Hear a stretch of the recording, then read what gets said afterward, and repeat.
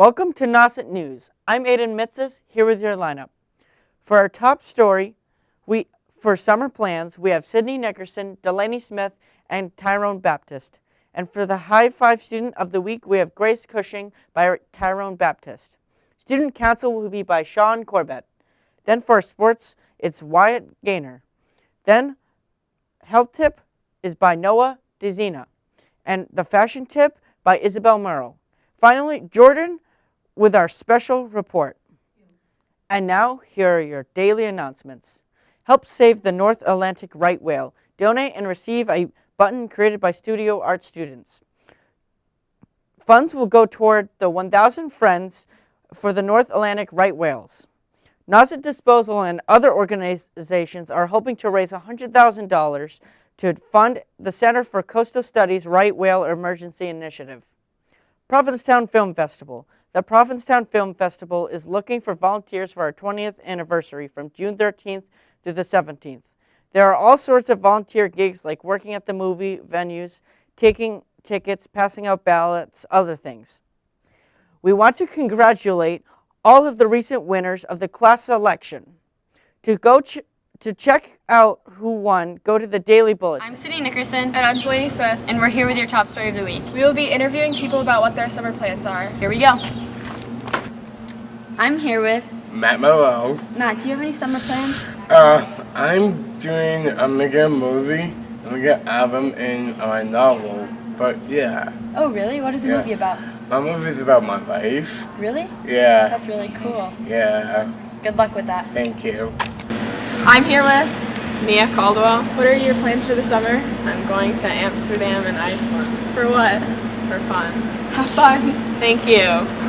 I'm here with Grace Santos. Grace. Do you have any summer plans? Yes, I'm going to a family wedding in Tennessee this summer. Oh, really? Who Yeah. are you going with? I'm going with my mom and my brother and my dad. Whose wedding is it? It's my cousin's wedding, and we're going to hang out with family a lot there.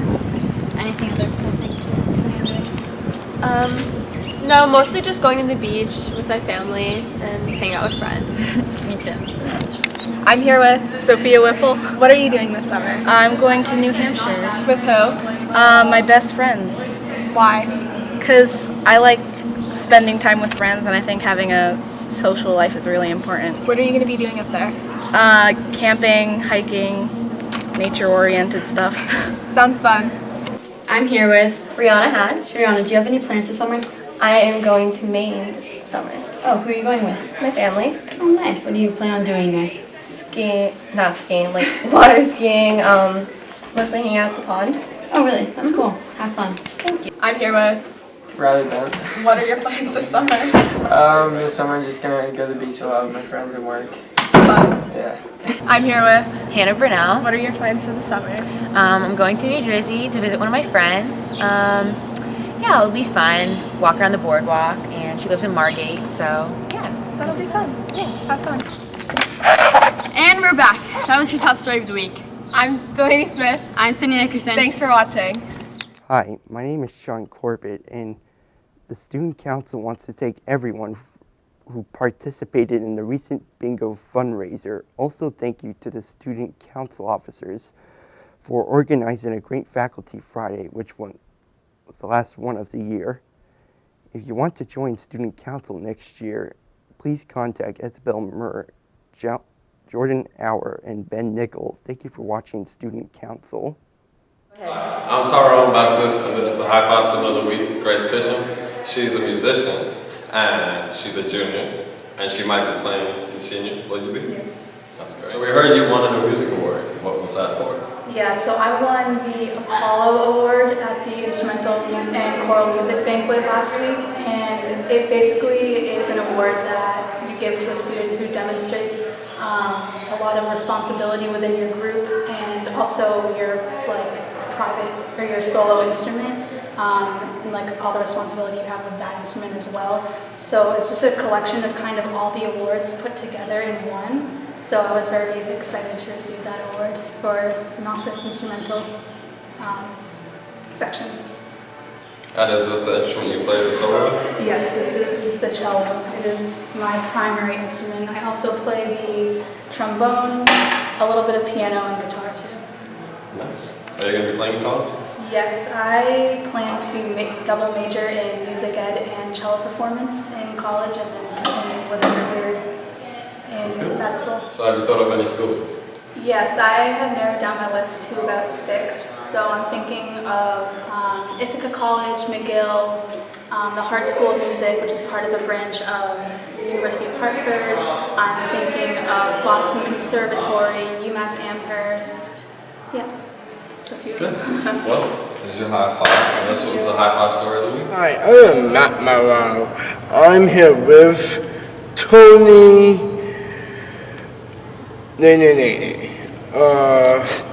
About to get ready for Nauset Girls Edition. Tony on screen.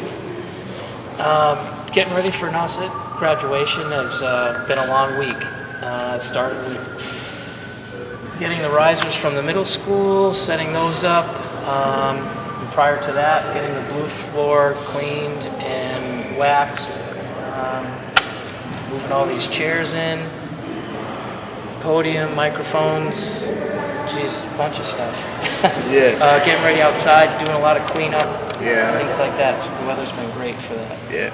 What is some of things you need to do get ready? Like a few of those things I just mentioned, but a lot of cleanup, cutting grass, weed whacking, making sure everybody has what they need. There's a little events going on all over the place, so it's about moving furniture and I listen to the radio, and whenever somebody needs me, I come running.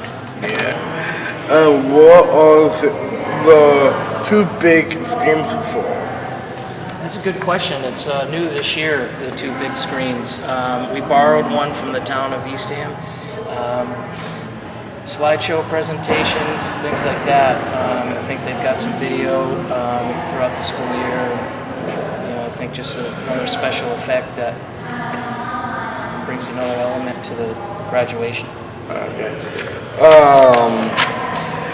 What do you get materials from?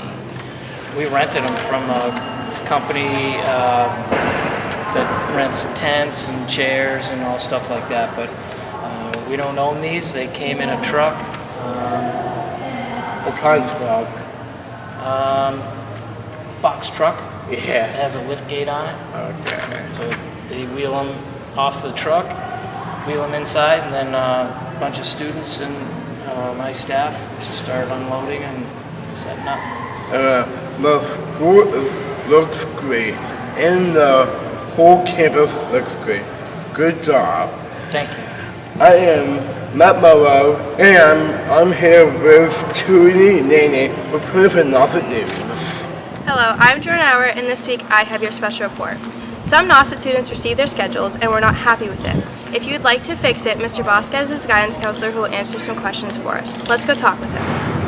Hello, I'm here with Mr. Vasquez, a guidance counselor, and he's going to tell students what to do if their schedule was not quite what they wanted it to be. Okay, hi, good morning, good afternoon. Common question happens all the time. It's really a simple answer, and that is you come on up to guidance when you're in end building, when you have before school, after school, or during an elective block, and make an appointment to see us. Crystal Adams is our wonderful guidance secretary, and she will schedule you an appointment with your counselor. The other thing to do is to simply email us. So you give us an email, and we will get back to you very quickly. Sometimes a quick email with what's wrong with your schedule, what your question is, can be answered that way without an appointment. Okay, and in the fall when the students arrive back to school, would it be too late then to make their schedule? No. So the guidance department, we come back to school about 3 days ahead of the teachers and ahead of all you students. So we are answering emails, making phone calls, and checking things like that. And we can email us over the summer if something pops up. And then once in a while we'll check emails over the summer as well if there's an emergency. So don't be afraid to email. Okay? Thank you very much, Mr. Vasquez. You're welcome. This has been your special report. I was one of the students who was lucky enough to get a perfect schedule, and I even get to be in my favorite elective again next year, Honors Full Year Video Tech. This has been Jordan Hour with your special report. Thanks and have a great weekend. Hello, I'm Isabel Merle and I'm here with this week's fashion tip. As summer is quickly approaching, fashion trends are beginning to change with the season. It's time to pull out that dusty summer clothing box from the back of your closets. For girls, sundresses, maxi dresses, and shift dresses are the best fit for summer. Breathable fabric like cotton will make these outfits the perfect wear for a hot summer day. When you get tired of wearing dresses, try a cute denim skirt with a graphic tee, easy and comfortable. For boys, shorts and t-shirts should get you through the summer. Pair that with sneakers or sandals. When going to the beach or just hanging around town, don't forget your sunglasses. Sunglasses are a perfect accessory for any outfit. I'm Isabel Merle, thanks and have a great weekend. Hi, I'm Tim Polero and this is Parker Cameron. And we're here with things to do. Alright, so first up, I have some movies you can go see. Alright, so Solo. That movie is rated PG-13. And with the emerging demand of hyperfuel and other resources, Han Solo finds himself in the middle of a heist alongside other criminals where they meet the likes of Chewbacca and Lando in an adventurous situation exposing the criminal underworld of the Star Wars universe. It has a 71% on Rotten Tomatoes and a 7.2 out of 10 on IMDb. Next is Deadpool 2, and that is rated R. After surviving a near-fatal bovine attack, a disfigured cafeteria chef, Wade Wilson, struggles to fulfill his dream of becoming Mayberry's hottest bartender while also learning to cope with his lost sense of taste. Searching to regain his spice for life, as well as a flux capacitor, Wade must battle ninjas, the Yakuza, and a pack of canines as he journeys around the world to discover the importance of family, friendship, and flavor. Finding a new taste for adventure and earning the coveted coffee mug title of World's Best Chef. It has an 83% on Rotten Tomatoes and an 8.1 out of 10 on IMDb. I have seen this myself and can say it's one of my favorite movies, but you might want to think twice about bringing the youngins in to see that movie. Sounds like it. Yeah. Alright, and lastly, Ocean's 8. Danny Ocean's estranged sister, Debbie, attempts to pull off the heist of the century at New York City's star-studded annual Met Gala. Her first stop is to assemble the perfect all-female crew. Lou, Rose, Daphne Kluger, Nineball, Tammy, Amita, and Constance. This movie has a 79% on Rotten Tomatoes and a 59% on Metacritic. That's all for new movies, and on to Parker with activities. Hi. So today we are going to go through the top things to do on Cape Cod, voted by U.S. News Travel. So coming in at number 5 is the Heritage Museum and Gardens, located in Sandwich. Visitors can view an amazing antique car collection while the kids enjoy a ride on the vintage hand-carved carousel. Lastly, enjoy the 100 acres of beautiful gardens. Coming in at number 4 is the Monomoy National Wildlife Refuge in Chatham, which is a free admission to 7,600 acres of protected dunes, salt, and freshwater marshes. Lastly, it is home to a decommissioned lighthouse. Coming in at number 3 is the Cape Cod National Seashore, which is a historic 40-mile stretch of coast recognized as having some of the best beaches on Cape Cod. Number 2 is the Wellfleet Drive-In Theater, which offers a nearby mini-golf and a playground for the kids. Have you been there yet? I have not been to the Wellfleet Drive-In. Then you gotta go. It's perfect for families looking for a break from the beach. Coming in at number 1 is the Cape Cod Rail Trail, which stretches the lower Cape and is extending into the mid-Cape. It is a popular spot for bikers, rollerbladers, walkers, runners, etc. It is a 22-mile paved trail that is extending, and the trail is known as one of the best ways to experience the natural attraction across the Cape. I'm Parker Cameron. And I'm Tim Polero. This has been Things to Do. Hi, I'm Wyatt Gaynor, and this is Sports. First, let's start off with boys lacrosse. On Tuesday, June 5th, Nauset took on Bishop Fian, who both resided at 9 wins and 9 losses. Unfortunately, Bishop Fian ended up winning the game 9-4, but senior Trevor Good left a good lasting impression by scoring all 4 goals for Nauset. Ethan Still, a junior, was also a key in net with a total of 11 saves. The coach, Chris Gildehaus, mentioned what a great season everybody had, especially this year's defense and leading seniors. Girls lacrosse. The Warriors lacrosse team took on Whitman Hanson on Tuesday, June 5th at 4 p.m. at home. Nauset had a rough game with the score ending 10-4 with Whitman Hanson on top. The final team scored record stands at 9 wins and 9 losses. Congrats on the season. Boys baseball. The boys baseball team currently resides at 6-12. The boys played Whitman Hanson at 4 p.m. on June 7th. The results will also be posted in the next show as well. Nauset Girls Golf played on Tuesday, May 5th for the South Sectionals qualifiers at Ritter Farms Golf Course. Nauset finished off its season coming in at 7th place. Great season, ladies. Finally, we have girls tennis. Girls tennis finished the season with an outstanding record of 18-0, led by Kelly Carlin and Gabby DeDoley in singles action, and Bevan Burns and Caroline Donahue in doubles action. The girls were able to win the ACL and clinch a spot in the state sectionals. The girls play this weekend, and we'll get to show those results on next week's show as well. I'm Wyatt Gaynor, and this was sports. Hello, I'm Noah Dziedzina, and I'm back with another health tip of the week. Today, we're going to talk about taking care of your skin during the summer season. Although it can be a pain to take some of these steps, and you may just be trying to enjoy some quick minutes in the sun, melanoma and skin cancer can affect anyone of any ages. In this case, it is definitely better to be safe than sorry. So here are some quick tips to help protect your skin this summer. For starters, sunscreen is always a must when you go outside, even in cloudy and overcast days. Make sure to wear a sunscreen of at least 15 SPF that protects from both UVA and UVB rays. These will say broad spectrum on the label. Make sure that it is water resistant and be sure to reapply every 2 hours for maximum protection. If you've gone swimming, apply when you come out of the water to be on the safe side.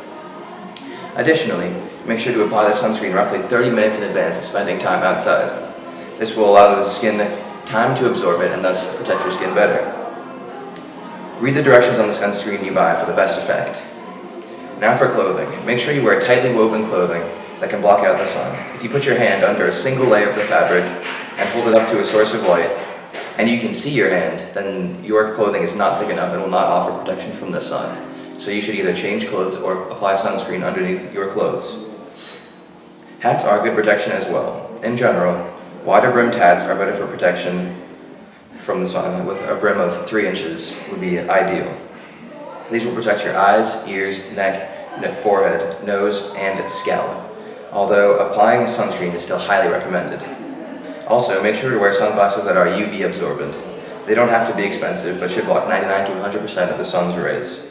Limit your exposure to the sun during peak sun hours of 10 a.m. and 4 p.m. if at all possible, as this is when there are most intense UV rays. Take extra precautions around water, snow, or sand as they are reflective of the sun's rays and can cause issues even during the winter. Remember also that the sun can reach inside homes and your car if windows are down, so prepare accordingly. Make sure to take these steps to stay happy and healthy in the sun. It will benefit you now and in the future. I'm Noah Dziedzina, and this has been your health tip. Thank you for watching.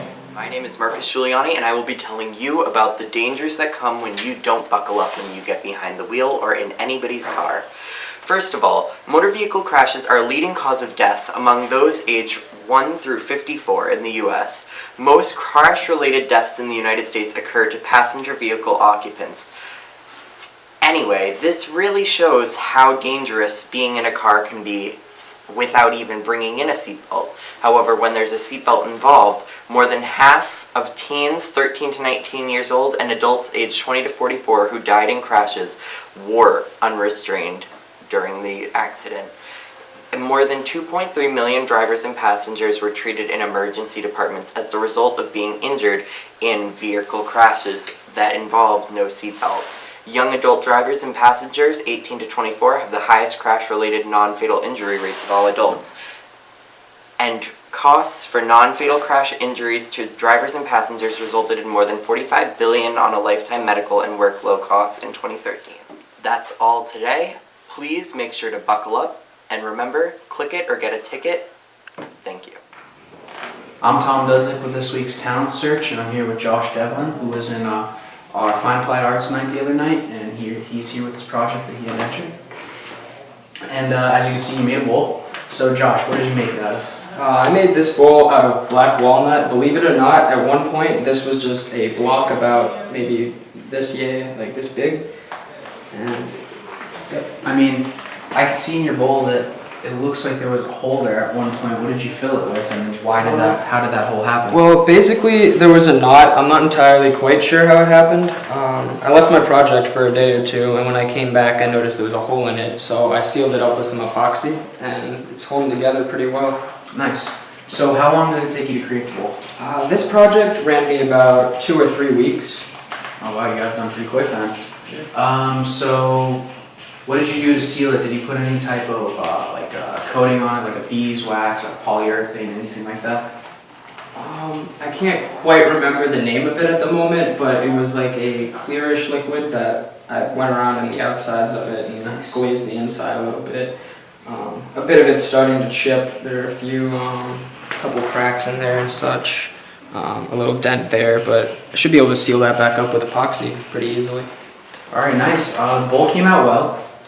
And I'm Tom Dudzik, and this has been this week's Town Search.